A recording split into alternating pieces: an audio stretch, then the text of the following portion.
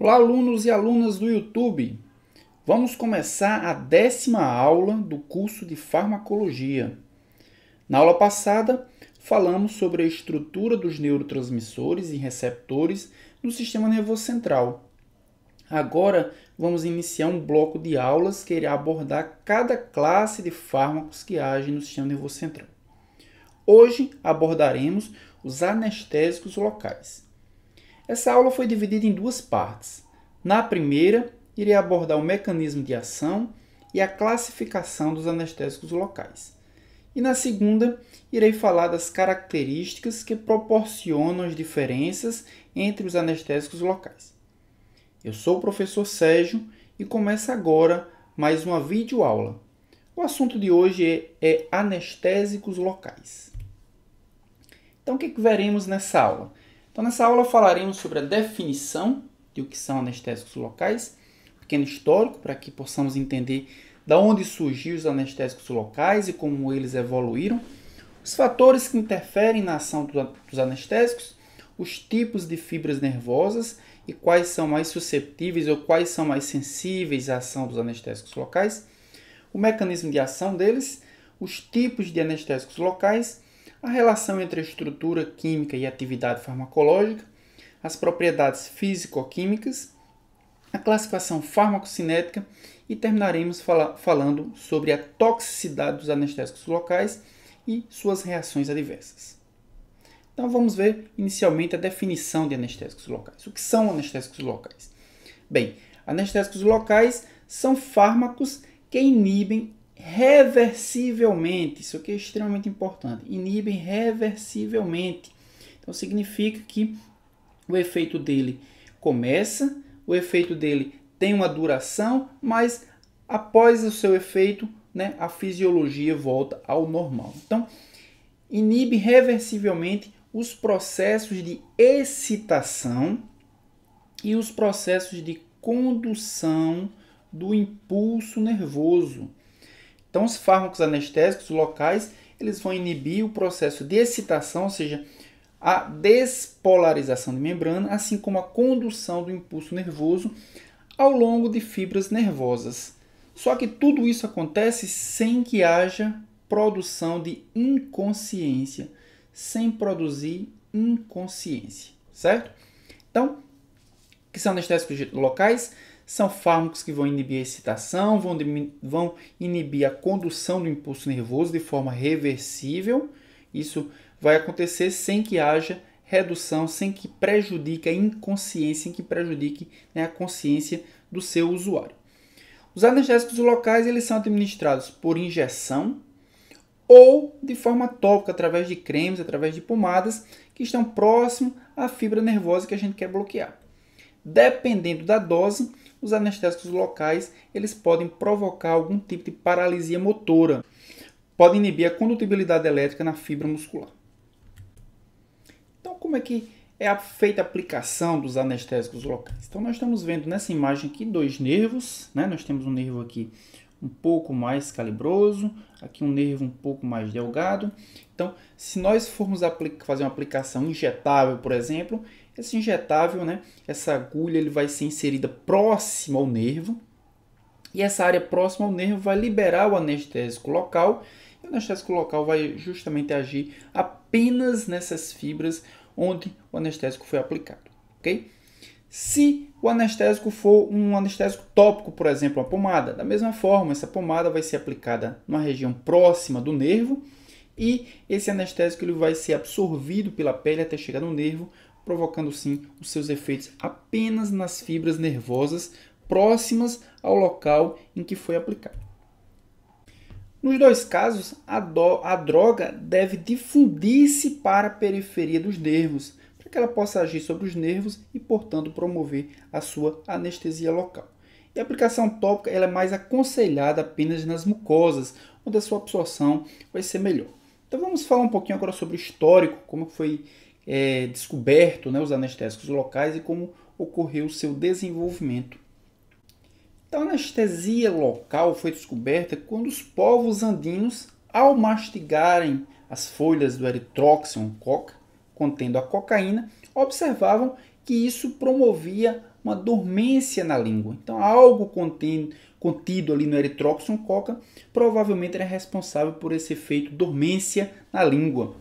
Em 1884, Karl Kuhler ele utilizou a cocaína que era extraída do Erythroxylon coca como anestésico tópico para cirurgias oftálmicas. Então, pela primeira vez, ele fez uma cirurgia oftálmica utilizando gotas de Erythroxylon coca. E isso foi realmente um sucesso. Ele observou que realmente ele continha alguma molécula, a cocaína era uma molécula importante, né, para a anestesia local. Halsted, posteriormente, popularizou a aplicação da cocaína em infiltrações e anestesias também, mas a cocaína foi logo substituída, né, já que ela era uma molécula extremamente tóxica e também produz os seus efeitos euforizantes, seus efeitos estimulantes.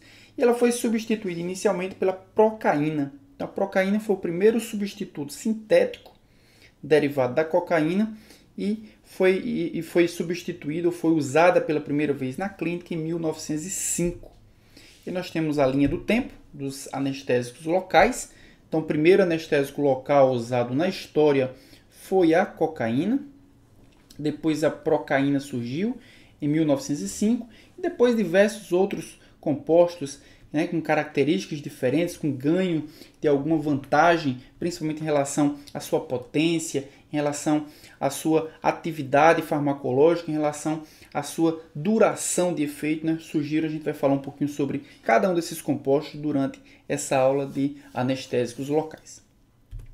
Mas como é o mecanismo de ação dos anestésicos locais? Para que possamos compreender de forma satisfatória o mecanismo de ação dos fármacos anestésicos locais, precisamos entender o que é potencial de ação.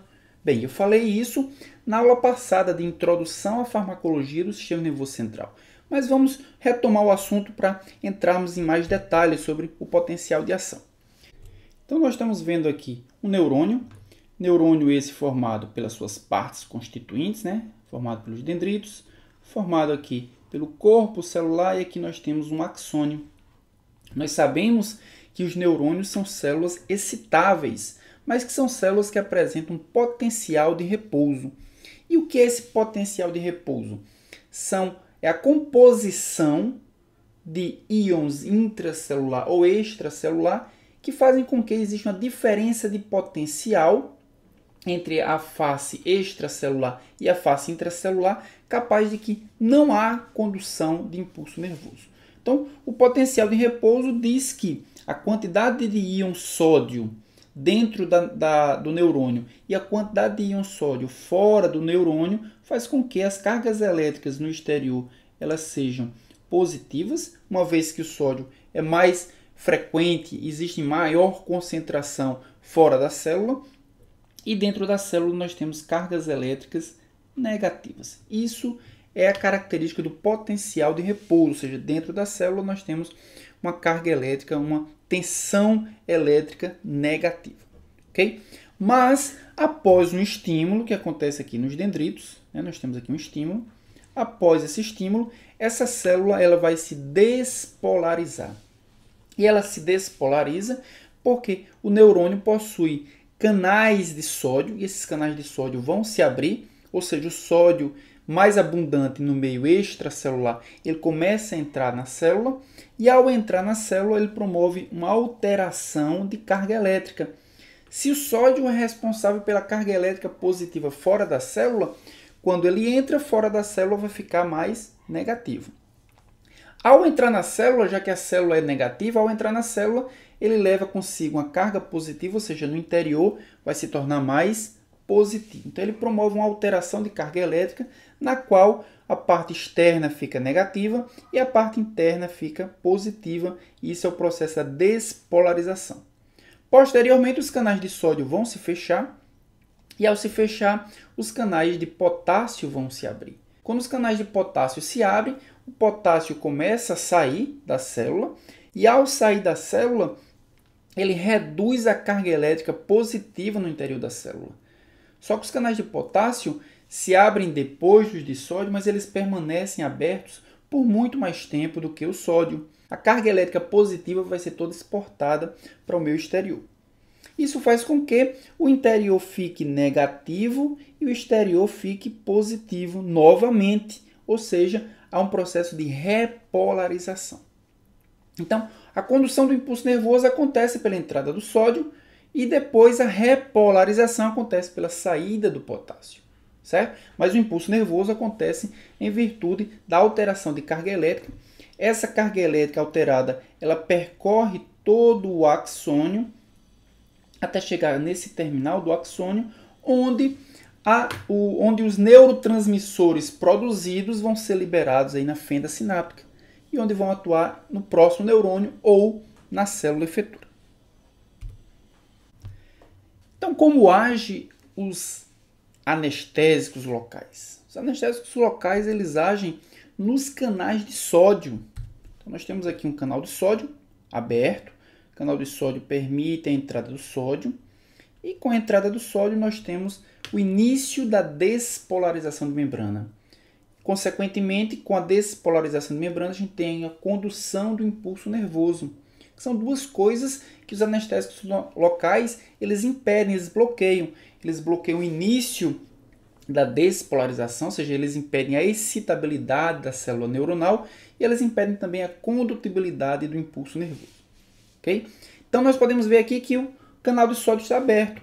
O que é que o anestésico local vai fazer? Ele vai promover o bloqueio ou o fechamento dos canais de sódio. Se o canal de sódio está fechado, o sódio não consegue entrar no neurônio. A consequência imediata disso é que nós temos o bloqueio da despolarização. Sem despolarização, nós temos o bloqueio da condução do impulso nervoso. Se isso acontecer em células nociceptivas, se isso acontecer em células que vão conduzir a sensibilidade à dor, nós temos a eliminação da dor. Isso localmente, apenas naquelas fibras que conduzem o impulso nervoso naquela região localizada. Okay? Então, nesse gráfico, a gente pode verificar o potencial de repouso e também o potencial de ação. O que é o potencial de repouso? É a carga elétrica na qual não há condução do impulso nervoso, ou seja, de menos 90, menos 70 milivolts aproximadamente.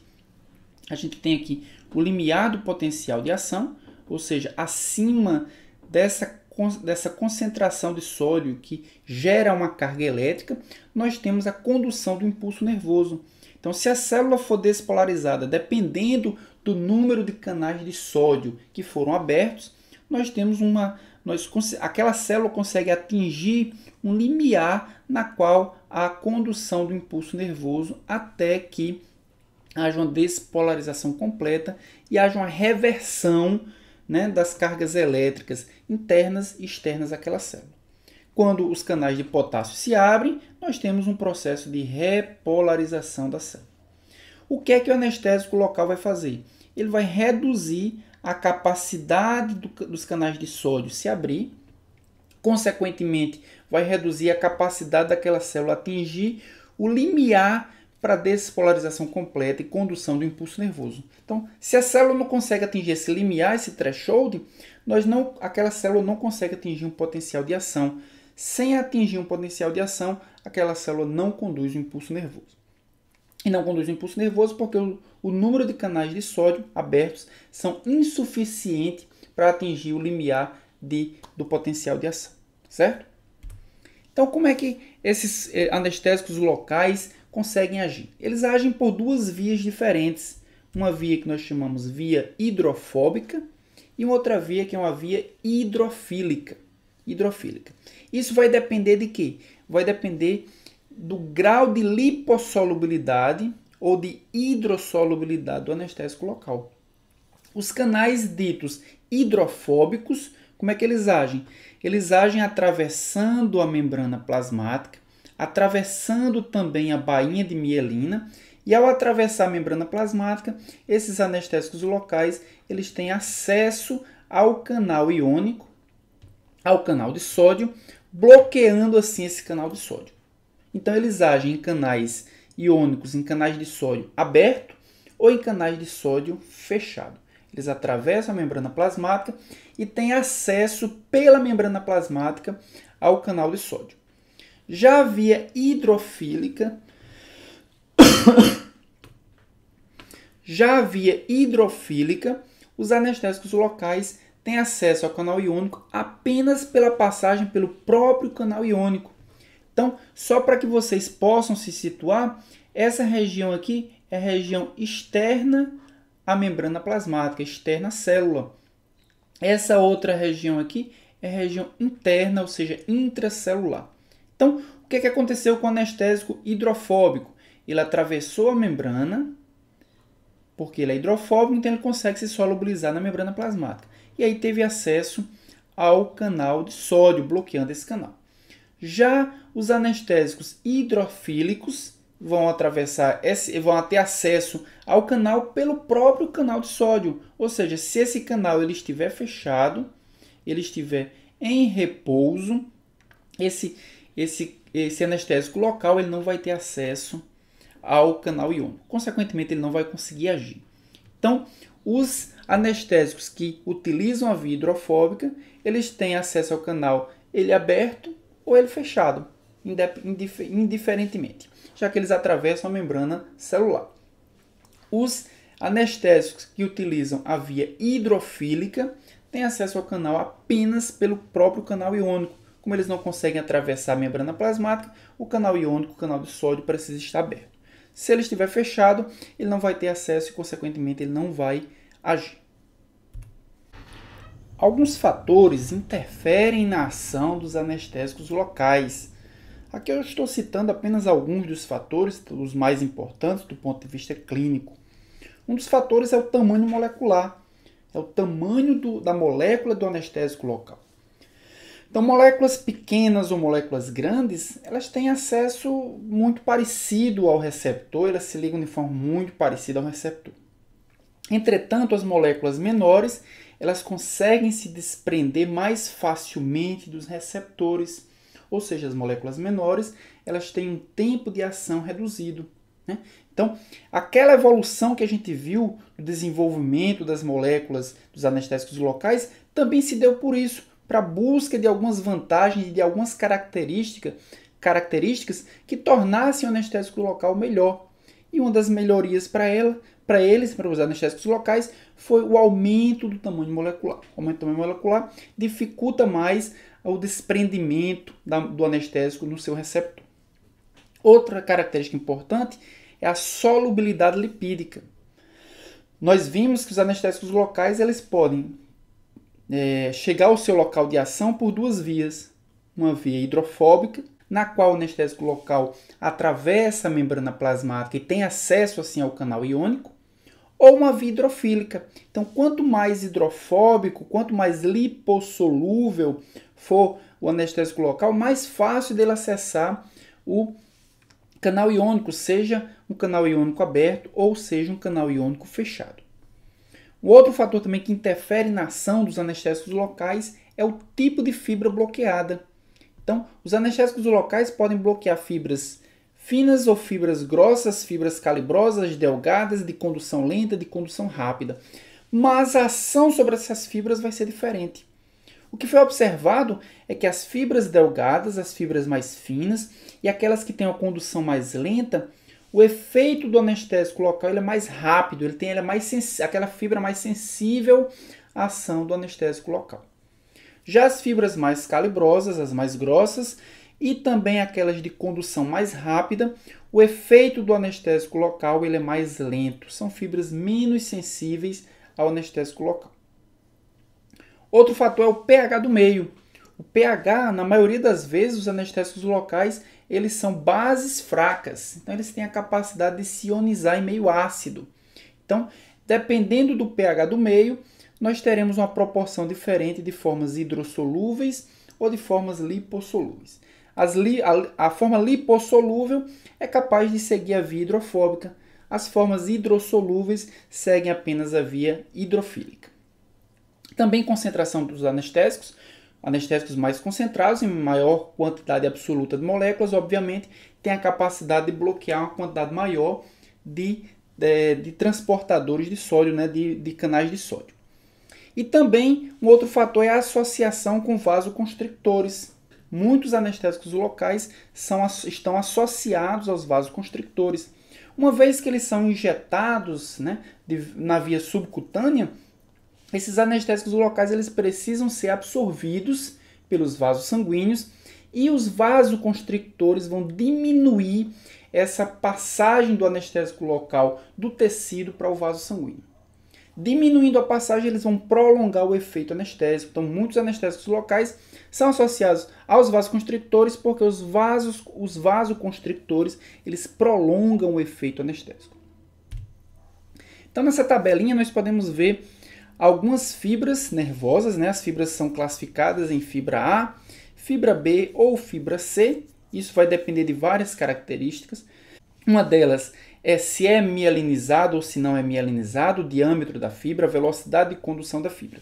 O que nós podemos observar nessa tabela é que as fibras que apresentam menores diâmetros, nós podemos observar aqui menores diâmetros, e apresentam também menores velocidades de condução nervosa, elas são mais sensíveis ao bloqueio anestésico, comparado às fibras mais grossas e aquelas que apresentam maiores velocidades de condução do impulso nervoso. Então, elas apresentam uma sensibilidade menor. Por isso, nós podemos dizer que os anestésicos locais eles agem principalmente ou primariamente nas fibras mais delgadas e com menor velocidade de condução e posteriormente apenas nas fibras mais grossas e com menor velocidade de condução. Então, os anestésicos locais agem basicamente em nervos e em membranas excitáveis. Em nervos, a gente viu que vai depender do diâmetro da fibra e também do grau de mielinização.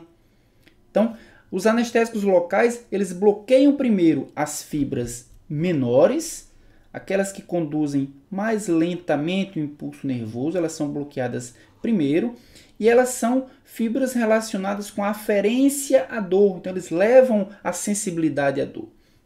E posteriormente são bloqueadas as fibras maiores, que são as fibras relacionadas com o tato e com a função motora. Então, os anestésicos locais inicialmente bloqueiam as fibras relacionadas à dor, por isso que eles são utilizados para inibir a dor, e só posteriormente eles inibem também a função motora. Também outra característica da ação dos anestésicos locais sobre as fibras nervosas é que as fibras mielinizadas elas são mais sensíveis do que as fibras não mielinizadas. Embora os anestésicos locais sejam produzidos e tenham por intenção agir sobre os nervos, eles podem agir também em outras membranas excitáveis, como por exemplo os músculos. Então, a junção neuroefetora no músculo estriado também são sensíveis às ações bloqueadoras dos anestésicos locais. Como a gente viu, ele tem uma ação motora também. Só que isso não apresenta um grande significado clínico. Então, o significado clínico tem pouca relevância. Mas a ação sobre as fibras cardíacas, essa sim tem relevância. Então, os anestésicos locais, como por exemplo a lidocaína, têm a capacidade antiarrítmica, têm a capacidade de diminuir o ritmo cardíaco, né, do coração. Então, os anestésicos locais podem agir sobre os nervos, mas também podem agir sobre outras membranas excitáveis, músculo esquelético ou músculo cardíaco. Qual a sequência do bloqueio dos anestésicos locais? Então, eles bloqueiam inicialmente a dor, porque agem em fibras menores, responsáveis pela dor. Posteriormente, eles reduzem o frio, depois o calor, o tato e a compressão profunda, e só então é que eles bloqueiam a ação motora. Então, essa é a sequência de ação dos anestésicos locais. Eles agem primeiro em fibras da dor, depois do frio, do calor, do tato e da compressão, e, por último, as fibras que agem na função motora. Os fármacos anestésicos locais são formados, todas as moléculas são formadas por duas partes bem distintas. Uma parte hidrofóbica, uma parte hidrofílica e uma ligação ligando as partes hidrofóbicas e hidrofílicas. Dependendo de qual o grupamento químico que faz essa ponte, nós podemos classificar os anestésicos locais em ésteres, que tem o grupamento éster, como por exemplo a procaína, a tetracaína e a benzocaína, todos eles apresentam o grupamento ligando a cadeia, ligando a parte hidrofóbica à parte hidrofílica, sendo um grupamento éster. Nós podemos observar que todos eles, com exceção da procaína, mas a grande maioria deles, possuem uso tópico. Veremos por que o uso tópico é predominante nos fármacos anestésicos locais que possuem grupamentos ésteres. Também, além do grupamento éster, nós temos o grupamento amida. Então, nós temos aqui a parte hidrofóbica, aqui a parte hidrofílica, e aqui nós temos o grupamento amida. Okay? Os fármacos que possuem grupamento amida, os anestésicos locais que possuem grupamento amida, são a lidocaína, prilocaína, ropivacaína, bupivacaína e mepivacaína. Nós podemos observar aqui justamente essa estrutura molecular dos anestésicos locais. Apresenta aqui um grupamento lipofílico. Nós temos aqui a procaína, o grupamento lipofílico, formado pelo anel aromático, pelo anel benzênico. Apresenta também um grupamento hidrofílico, que na grande maioria das vezes é uma amina terciária. Estamos vendo aqui a procaína também. E aqui comparando com a lidocaína. Também aqui o grupamento lipofílico da lidocaína. Ligando esses dois grupamentos químicos, nós temos o éster, no caso da procaína, e no caso da lidocaína, um grupamento amida. Então pode ser um grupamento éster ou pode ser também um grupamento amida. O que é que diferencia essas duas classes, esses dois grupos de anestésicos locais? Então, os anestésicos derivados de ésteres, eles são fármacos mais facilmente hidrolisados. São mais facilmente hidrolisados porque no plasma nós temos a colinesterase plasmática, o butilcolinesterase, que vai degradar a ligação éster. Ao degradar a ligação éster, nós temos redução dos efeitos dos anestésicos locais. Então, quando ele é injetado, ele vai ter uma ação menor, uma vez que vai sofrer ação da butilcolinesterase e a duração do efeito vai ser menor. Aqui nós temos alguns anestésicos locais, a procaína, que é o único que apresenta o uso parenteral. Ele apresenta aqui um grupamento amina, que vai aumentar a sua capacidade ou vai aumentar a sua potência anestésica, o grupamento amina nessa posição. Ele é responsável pelo aumento da potência anestésica da procaína. E nós temos a tetracaína, que são mais estáveis, em virtude da posição do grupamento etilamina, que torna o metabolismo um pouco mais lento. Diminui um pouco o metabolismo pela butilcolinesterase. Então, vamos comparar aí a procaína com a tetracaína. A tetracaína apresenta na posição R1 o grupamento etil. Posição R1 é essa posição aqui. E a procaína apresenta o mesmo grupamento, só que na posição R2. O mesmo grupamento químico apresentam distribuições diferentes na molécula base da procaína e da tetracaína. E o que é que isso repercute? Quais as consequências de se alterar esse grupamento etil? Então nós podemos observar aqui a velocidade de hidrólise.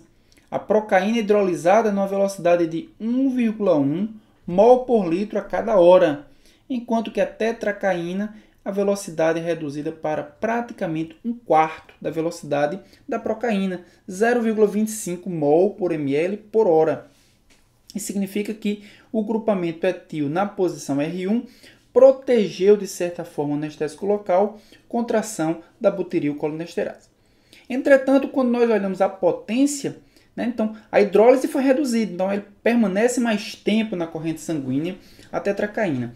Entretanto, quando olhamos a potência da procaína é cerca de 8 vezes maior comparado à tetracaína.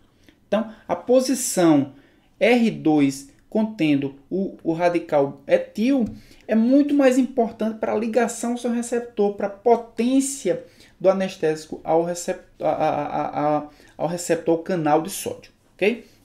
Obviamente, quando nós comparamos a duração de ação, se nós temos uma reduzida taxa de hidrólise, nós temos também um maior tempo de ação.